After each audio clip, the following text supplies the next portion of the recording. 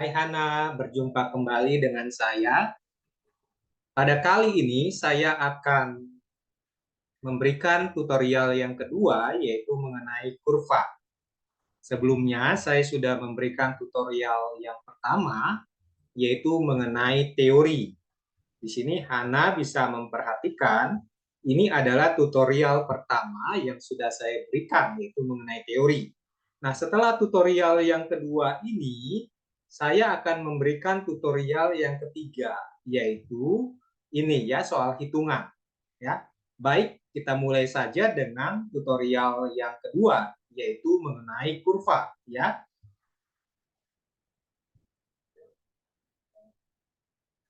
di sini yang akan saya jelaskan adalah kurva yang terdapat pada permintaan dan penawaran dan juga yang terdapat pada elastisitas permintaan dan elastisitas penawaran.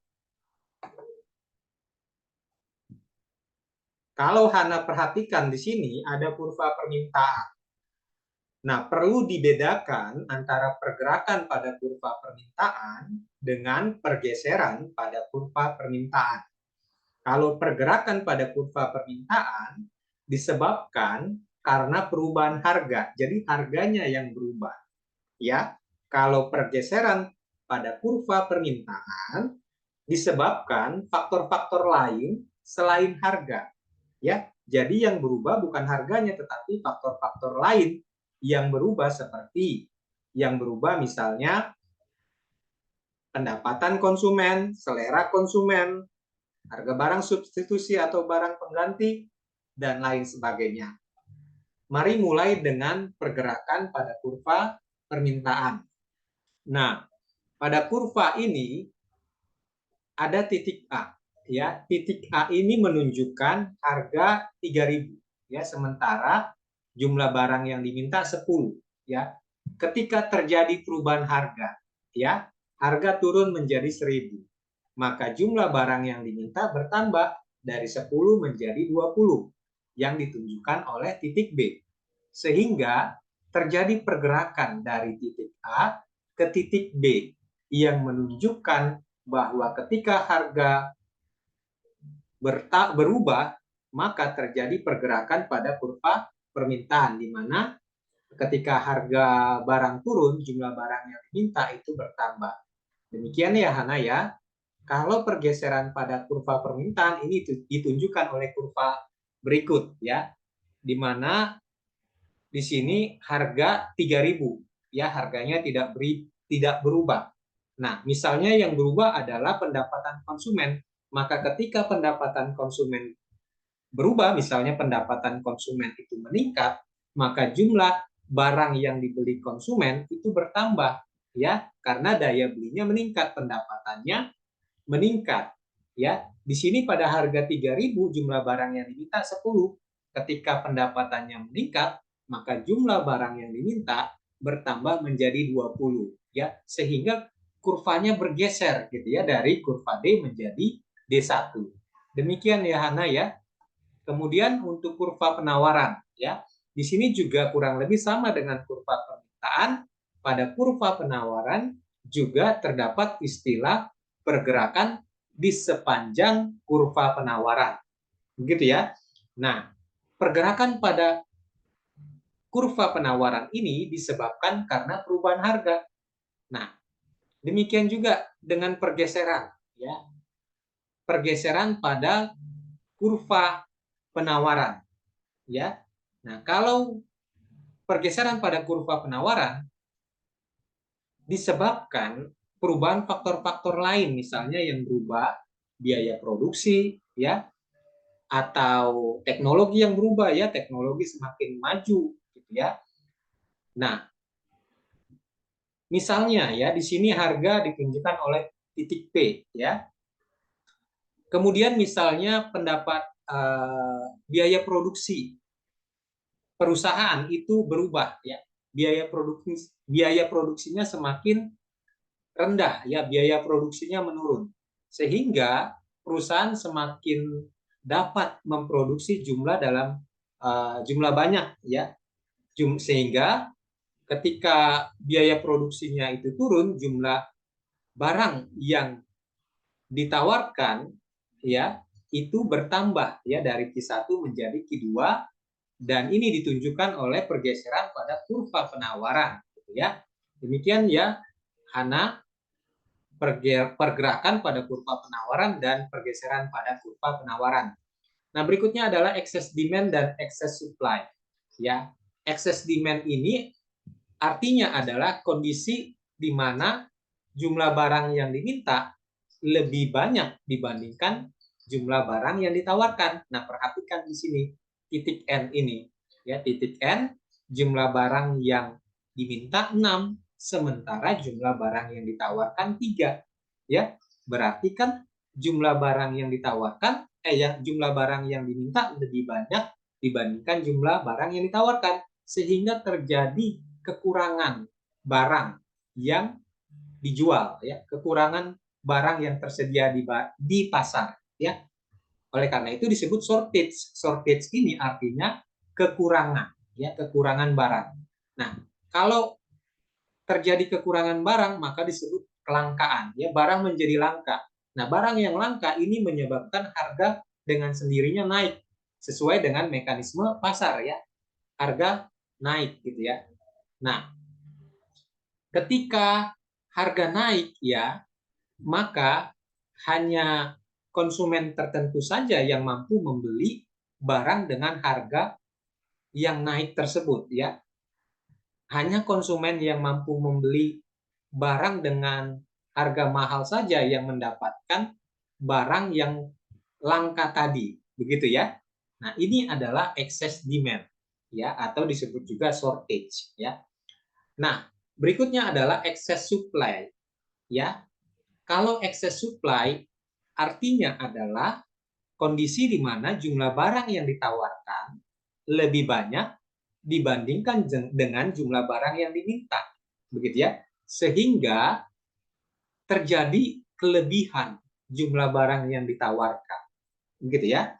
Nah, kelebihan jumlah barang yang ditawarkan ini ada kemungkinan tidak terjual ya, karena permintaannya lebih sedikit dibandingkan dengan jumlah barang yang ditawarkan, gitu ya.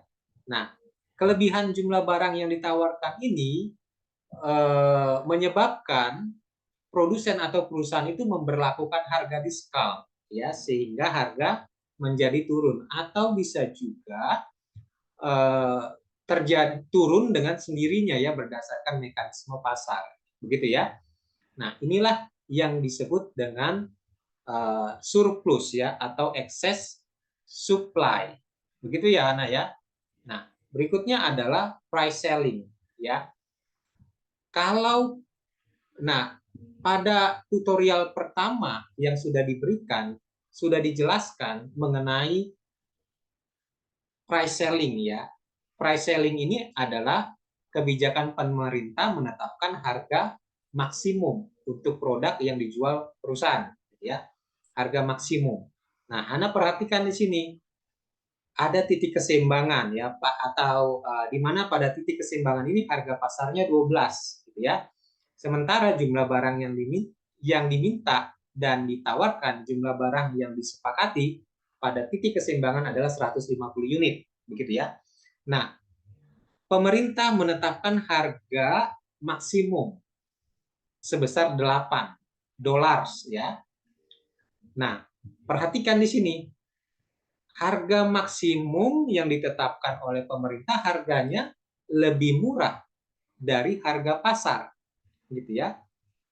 Karena harganya murah, ya, maka produsen atau penjual menjual barangnya itu dalam jumlah terbatas, ya, sedikit, ya, karena harganya murah, gitu ya. Nah, oleh karena itu di sini produsen atau penjual hanya bersedia menjual barang sebanyak 100 unit, begitu ya.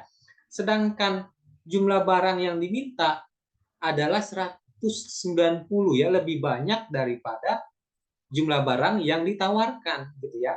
Karena harganya murah, harganya lebih rendah dari harga pasar, sehingga jumlah barang yang diminta lebih banyak dibandingkan dengan jumlah barang yang ditawarkan. Akibatnya terjadi kekurangan barang di pasar juga, gitu ya. Sama seperti tadi excess demand, terjadi shortage juga, gitu ya. Nah, perbedaannya adalah kalau shortage pada excess demand ini, ya, kelangkaan barang itu ya diatasi oleh mekanisme pasar, ya. Siapa yang artinya kelangkaan itu kan menyebabkan harga menjadi naik, ya, menjadi lebih mahal. Nah, siapa yang mendapatkan barang yang langka itu adalah mereka yang mampu membeli dengan harga mahal ini, harga yang naik ini, gitu. Nah, itu adalah mekanisme pasar yang menentukan. Kalau pada price selling, ya, yang menentukan siapa yang mendapatkan barang yang langka ini, barang yang masih kurang di pasar ini, itu ditentukan oleh kebijakan pemerintah, ya. Nah, barang yang langka, barang yang masih kekurang di pasar ini diatasi oleh pemerintah dengan cara melakukan operasi pasar, ya, mengadakan sembako murah, gitu ya. Jadi pemerintah memerintahkan Bulog mengeluarkan cadangan pangan yang ada di gudangnya, kemudian dilempar ke pasar, dijual ke pasar, sehingga barang yang beredar di pasar ini menjadi bertambah dan kelangkaan itu teratasi, gitu ya. Nah, akibatnya semua konsumen itu menjadi mungkin untuk mendapatkan barang yang langka tadi. Kalau pada price selling, pada excess demand tadi, hanya konsumen tertentu saja yang mendapatkan barang yang langka, ya mereka yang mampu membeli dengan harga mahal.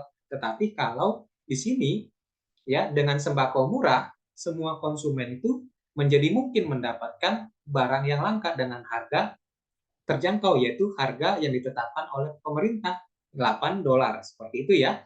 Nah, itu price selling, ya. Kemudian kalau price floor, nah, kalau price selling tadi untuk melindungi konsumen, ya. Kalau price floor ini untuk melindungi produsen, begitu ya. Nah, kondisinya seperti ini.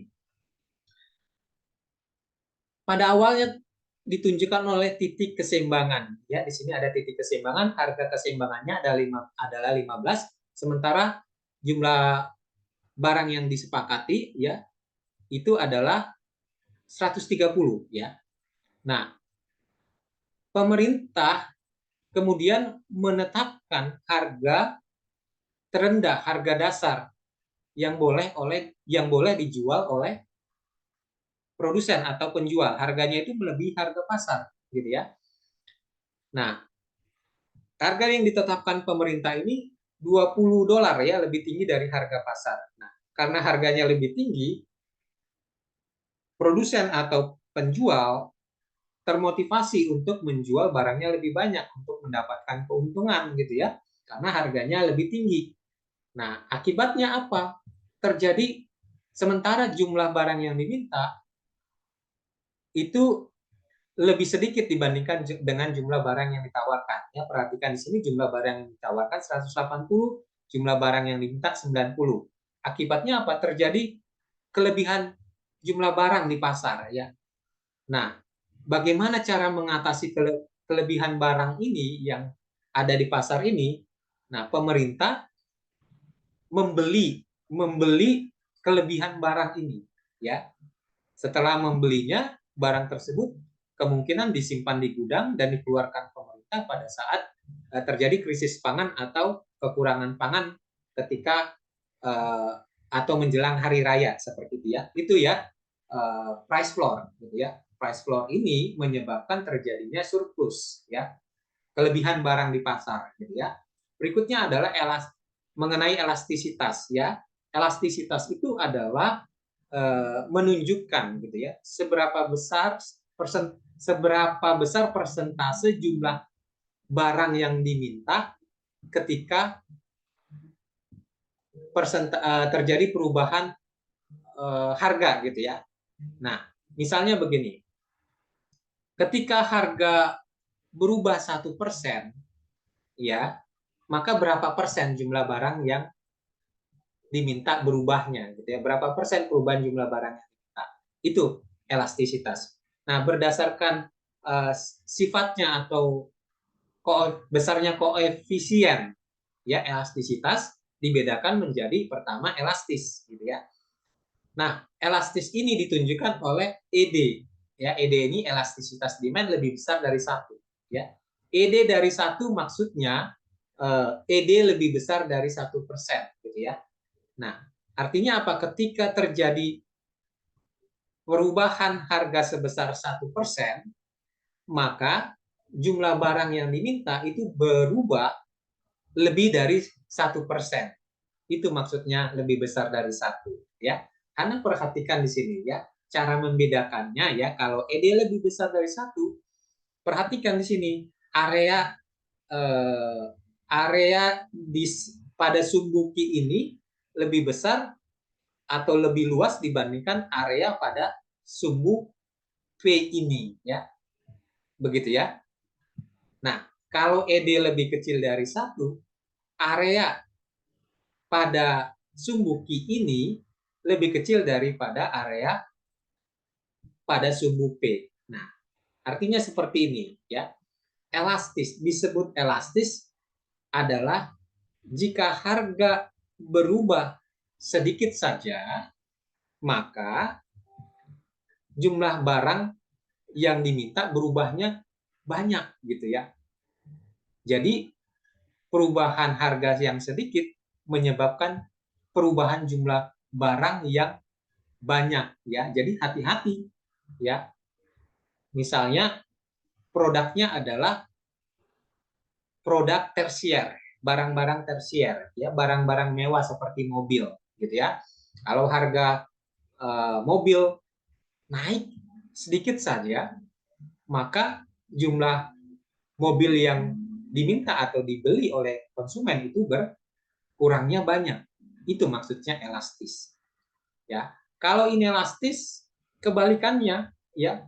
Kalau terjadi perubahan harga, maka jumlah barang yang diminta berubahnya sedikit. Artinya perubahan harga tidak terlalu berpengaruh terhadap perubahan jumlah barang yang diminta atau dibeli. Ya, misalnya untuk barang-barang kebutuhan pokok ya seperti beras, minyak goreng, gula gitu ya. Kalau harganya berubah atau harganya naik seperti itu ya, harganya naik, maka jumlah barang yang diminta atau dibeli berubahnya sedikit ya karena konsumen tetap butuh barang tersebut ya karena barang kebutuhan pokok tetap dibutuhkan oleh konsumen, tetap dibeli oleh konsumen walaupun harganya naik. Itu maksudnya kalau inelastis ya.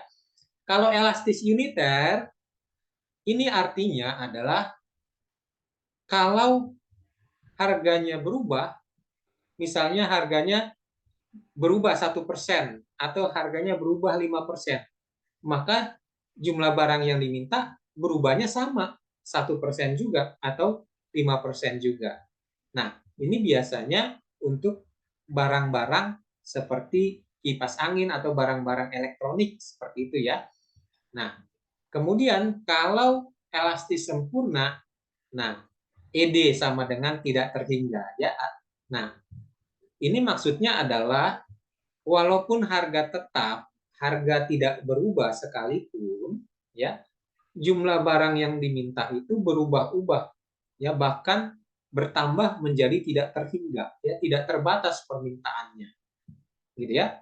Misalnya, ini adalah untuk barangnya, misalnya ini adalah bahan bakar minyak, gitu ya, seperti solar dan lain-lain. Ketika harga BBM, harga bahan bakar minyak tetap atau tidak berubah, ya, dan jumlah kendaraan yang digunakan oleh konsumen itu semakin banyak jumlahnya, maka permintaan akan BBM itu semakin banyak juga, bahkan semakin tidak terhingga. Itu elastis sempurna. Kalau ini elastis sempurna, ED sama dengan 0, ya. Artinya kalau harga berubah, misalnya harga naik gitu ya, maka jumlah barang yang diminta atau dibeli itu tidak berubah ya. Jadi tidak berpengaruh ya. Nah, misalnya untuk produk obat-obatan, garam dan lain sebagainya ya. Kalau misalnya untuk obat-obatan, Ya, obat-obatan itu kan dibeli konsumen berdasarkan resep dokter, jumlahnya ya sesuai dengan yang ditentukan oleh resep dokter. Kalau harganya berubah atau naik, ya jumlah obat yang dibeli oleh konsumen tetap tidak berubah. Seperti itu. Demikian ya Hana. Baik, untuk berikutnya saya akan memberikan tutorial yang ketiga, yaitu soal hitungan. Terima kasih Hana, sampai jumpa.